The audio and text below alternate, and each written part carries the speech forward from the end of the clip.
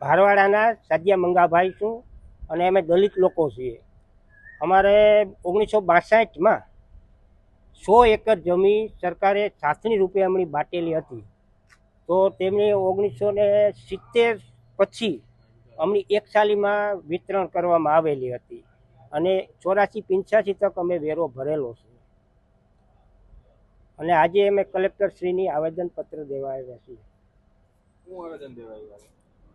જે અમારી જમીન બરડા સાગર ડેમ નહીં, એ પહેલાનો ડેમ હતો જે રજવાડી ડેમ બોલાતો, તેના આજુબાજુના જે 6 એકર જમીન છે અમારા દલિતની છે, જેમાં થોડાક મેર લોક છે, રબારી લોક છે, એમ કરીને દલિતની જમીન 100 એકર છે.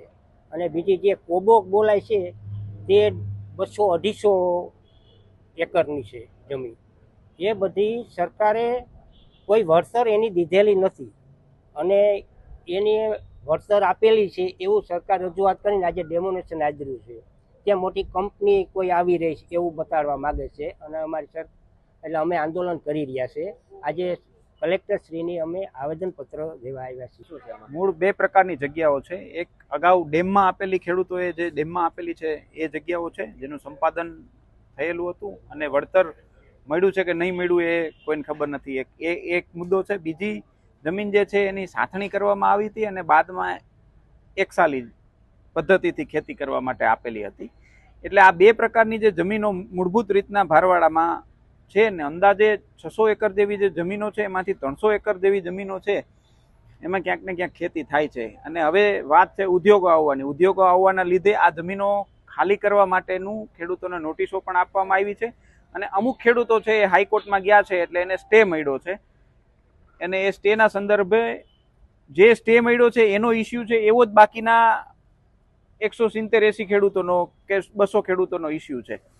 એટલે મૂળભૂત રીતના વાત કરીએ તો ઉદ્યોગ આવવાનો છે એના માટે થઈને આ જમીન ખાલી કરાવવાની છે. અને ત્યાં બીજી એક્સેસ જમીન જે 600 એકરનું ખેડૂતો વાત કરે છે એમાં અસરગ્રસ્ત ખેડૂતો આશરે 300 એકર હોય એ પ્રકારનું છે. અને આ ઉદ્યોગ આવવાથી પાછળ બરડાસાગર ડેમ છે એટલે બરડાસાગર ડેમમાં ઔદ્યોગિક વેસ્ટ જશે તો બરડાસાગર જે ડેમ છે એમાંથી આશરે 15 ગામ 17 ગામ જેટલા સિંચાઈથી પ્રભાવિત છે અને એમાં ઔદ્યોગિક વેસ્ટ જશે તો આશરે 50,000 લોકો છે એ ઔદ્યોગિક વેસ્ટથી પ્રભાવિત થશે.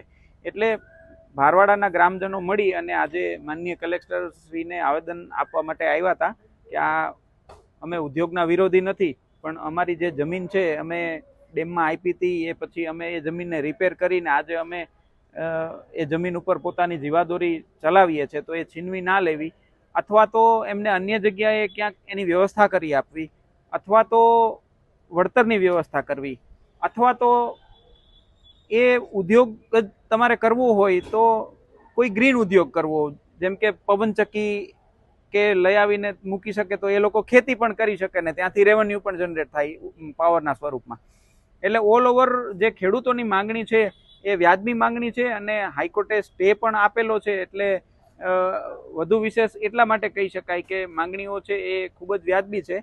અને આ જેટલા પણ ખેડૂતો છે આની પાસે પોતાનું જીવન ચલાવવા માટે બીજો કોઈ આધાર નથી અને રહેણાંકનો પણ બીજો કોઈ આધાર નથી. આમાંથી 50% ખેડૂતો એવા છે કે એની જો જમીન છીનવી લેવામાં આવે એને ક્યાં રહેવા જવું એ પણ તકલીફ છે. એટલે મૂળ ઇસ્યુ આજીવિકા, રહેઠાણ અને જીવન નિર્વાહનો છે અને આ બધું થવાથી એનો જીવન નિર્વાહ છે પૂર્ણ રીતના છીનવાઈ જાય એવો છે. એટલા માટે બધા એકઠા થઈને આવ્યા છે અને આમાં માનનીય કલેક્ટર સાહેબને રિક્વેસ્ટ પણ કરી છે કે આ બાબતે યોગ્ય કરવા વિનંતી.